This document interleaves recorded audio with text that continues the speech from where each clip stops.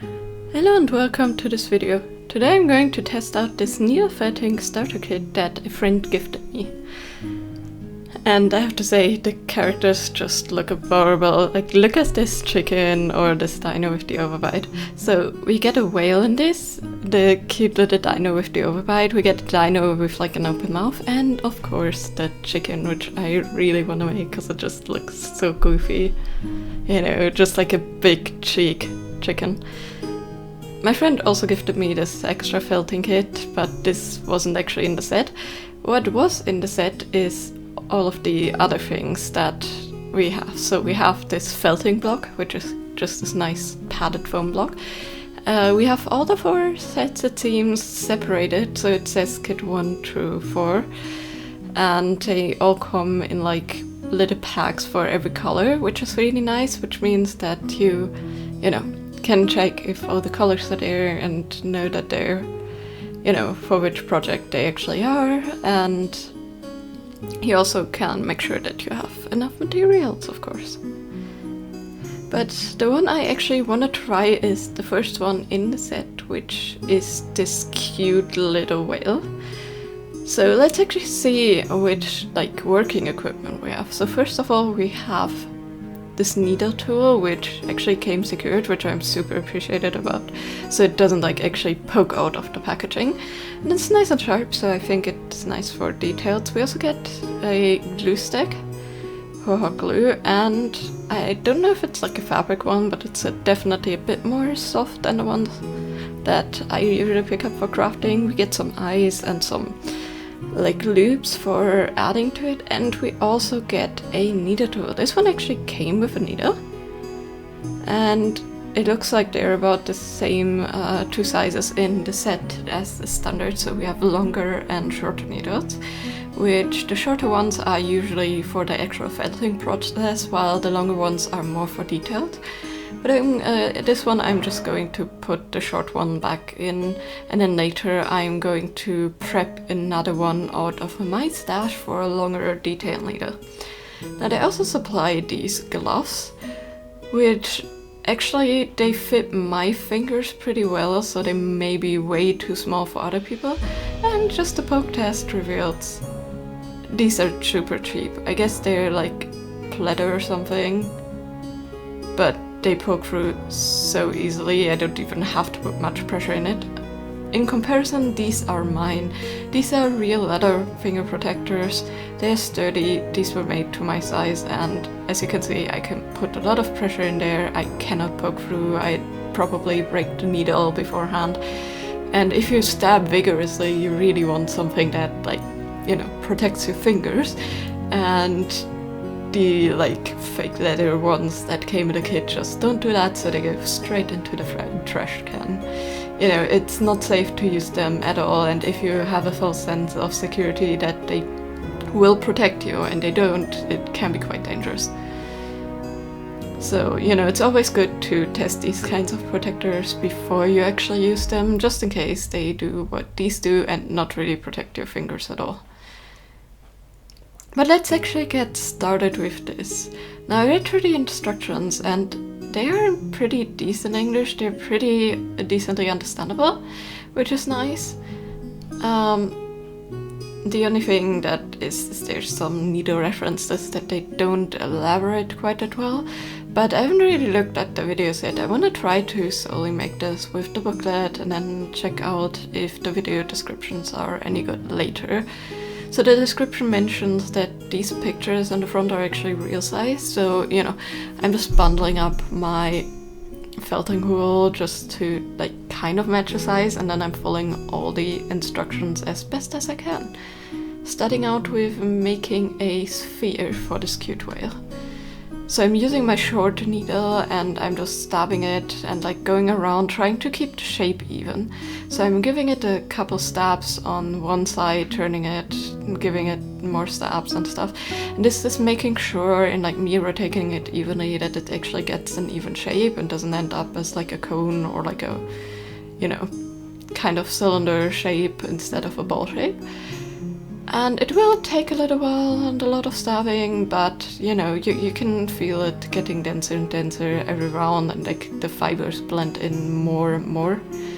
And this felting was really nice. I had felting woods before, also in kits, that like have like tiny chunks in them because they haven't been combed out right.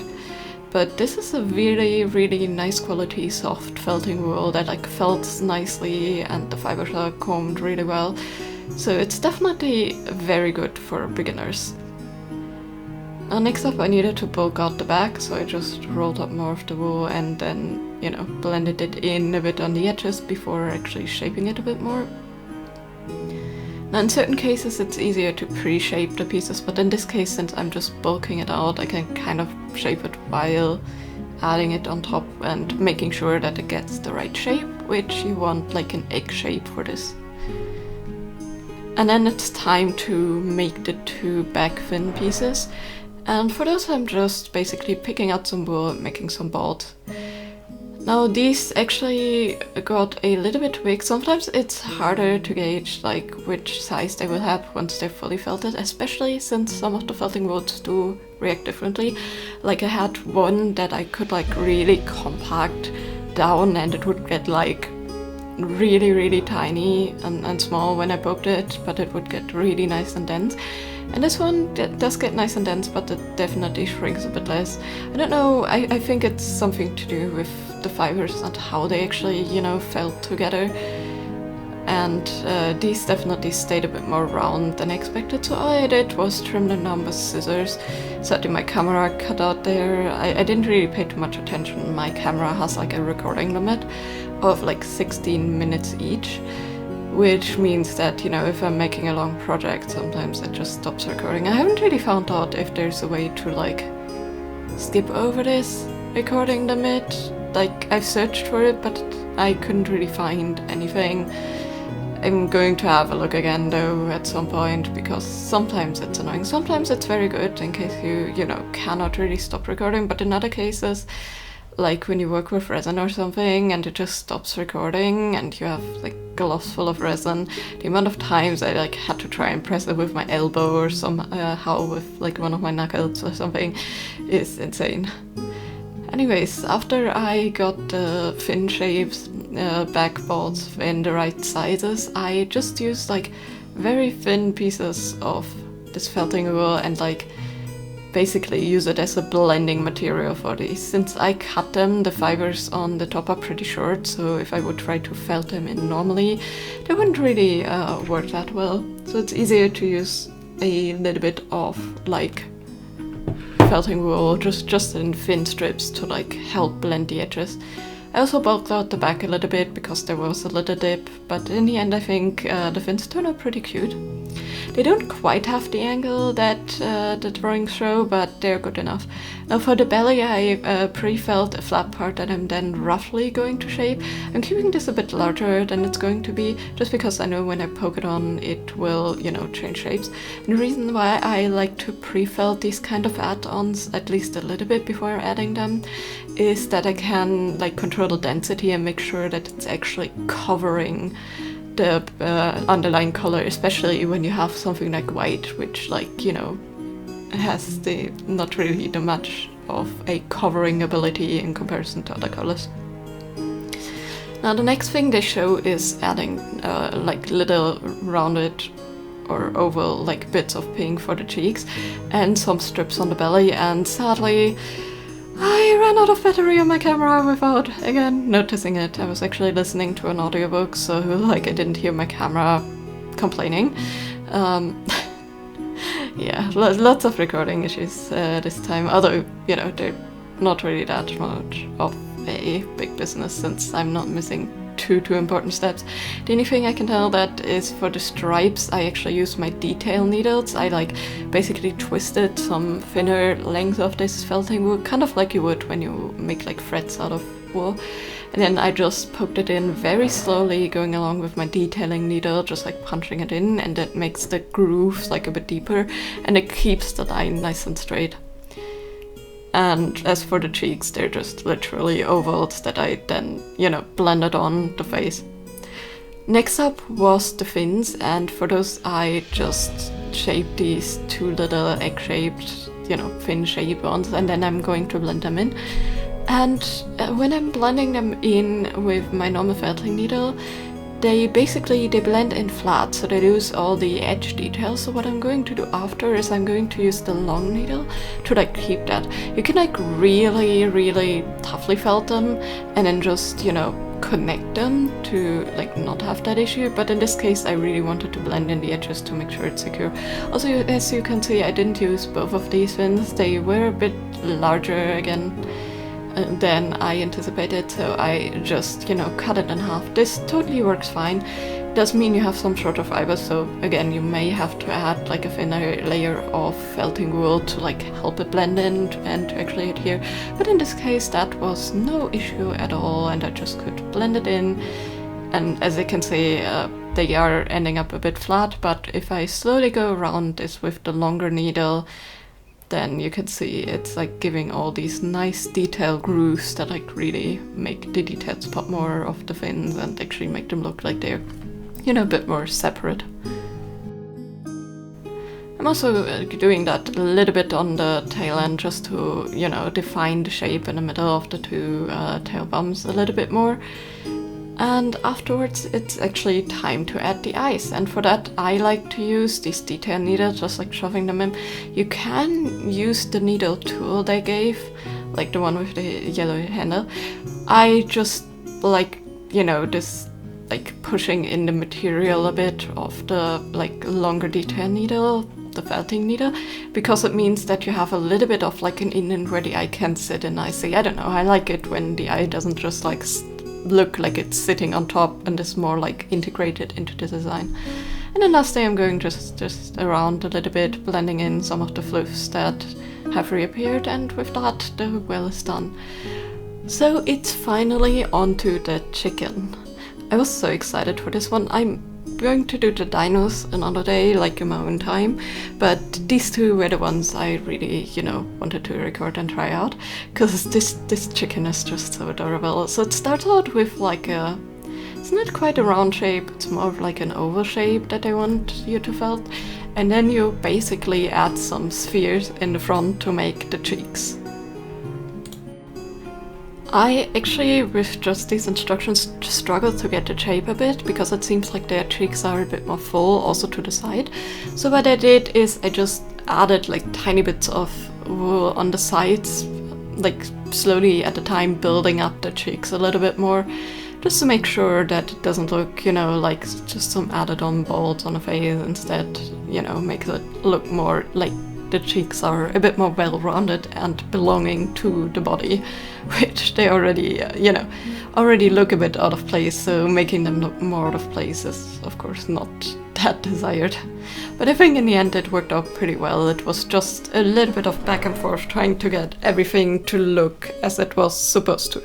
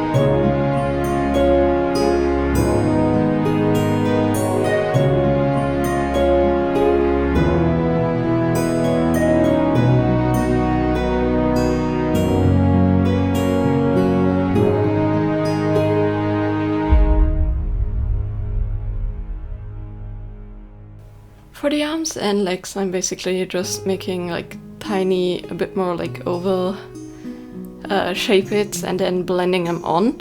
In this case, it's actually helping to like make long strips and then cut them at an angle. I prefer this method because you can make sure that your pieces are a bit more even. So I'm just making a like log shape and then cutting them at a scissor angle, and both pieces will have the same angle and hopefully also the same size, and then I can blend them in.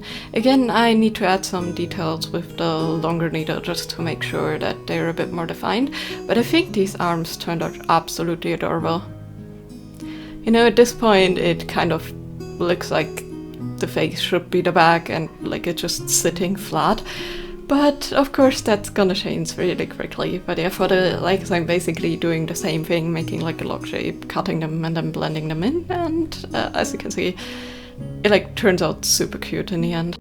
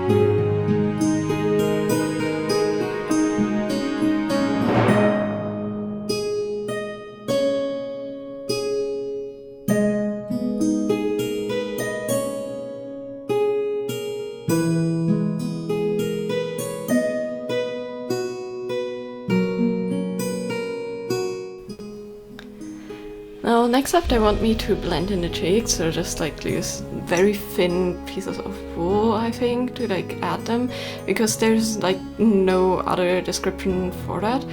I think actually they use like something else to shade this. I've never really been able to master this kind of shading technique with wool.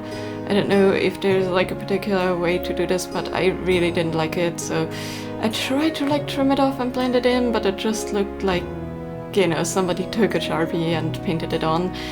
So I decided, okay, let's work on the beak, maybe in adding that, it's gonna change something, but again, I really didn't like the cheeks, so basically in the end I decided to remove them and then use a little bit of like a marker just to like shade them very softly with my fingers. I didn't really film the marker process because it was more of an afterthought. At first I wasn't really sure if I actually wanted any color on the cheeks, but you know, rosy cheeks kind of makes sense for this project. And as for the beak, I basically just added that on top and, you know, kind of just punched it in to try and get the right shape. You can of course pre-shape it, but in this case I felt that, you know, I could work it out. And then the last thing that was missing after the bead is the comb on top, and for that they want like 3 flat rounds in different sizes. And to achieve these flat rounds, I don't like to make balls and then flatten them. I like to go around them and like first basically shape them by like carefully holding in between my fingers and like punching the edges to get that round shape. And then I'm just, you know, punching them flat a little bit, and I found it helps getting that, you know, coin shape a bit easier than actually flattening a ball, since I always found that that gives more of like a, you know, thicker center than actually looking like a disc. You can always trim it, but you know, I like it a bit more easy than just, you know, having to put some extra work in. And you know, stabbing it carefully from the side and then flattening it definitely works the best from my experience. Now you always have to be careful, and I would only suggest this technique if you have finger protectors, because you can easily stab yourself. You're getting so close to your fingers and these needles are sharp. So beware of that. But yeah, in the end I just, felt these rounds and then attached them on the top, and that's the cum, and with that practically the animal done, just the eyes missing. And again, I'm going to attach the eyes in the same way that I did beforehand, with just, puncturing a hole. Now I'm going to glue them in, but there's one last thing I like to do with my felting pieces, and that is just to clean up the fuzzies a bit. There's a lot of people that will trim them with actual clippers or something, or use shears to get all of them perfectly smooth. I don't really care for that too much. In some pieces I think it's nice, but in this case I just want the very long wisps to be gone that are hanging out, and to do that I'm just actually using a lint trimmer. I have an electric lint trimmer, it has spinning blades, but of course I don't want them to catch on the plastic, so that's why I remove the eyes before I use it.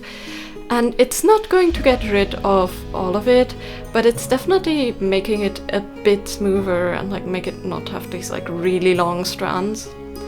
So it's definitely worth it if you have one to use it. If not, you can easily use scissors or shears or something to clip it. This just speeds up the process a slight bit, but I think with scissors you can actually maybe even get a bit more of this. And then lastly I just used the hot glue and glued the eyes in, but that's just literally putting a bead of hot glue on the backings of the eyes, and with that, these are finished. Well, besides the things I mentioned in the beginning about the finger protectors not being actual protectors, this kit was actually pretty good. There was enough materials for all the projects I tried. Of course you always have a bit of creative freedom, and not every felt project turns out the same, that's kind of obvious. But they turned out super adorable, and they definitely look close to what they're supposed to look like. And, it was a really nice process, just following the pictures and the booklets and the descriptions and trying to get the shapes. Now, in the meantime, I did check out the QR codes, and they lead to a channel. I think it's a Chinese channel. They don't really have the descriptions in English, but I could find the whale and one of the dino monsters as felting projects, and it's nice to see them show that from all angles. It just sped up showing them every angle of the project and showing how they felt it.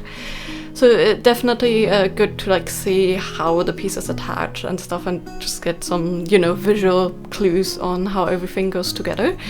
And the channel is free, They actually have a lot of videos on a vast amount of different very adorable felting characters, but they also, I noticed, have 3D felt artwork, and they have some crochet projects, and I saw some pipe cleaner projects, since that seems to be the newest crafting craze, making animals out of pipe cleaners.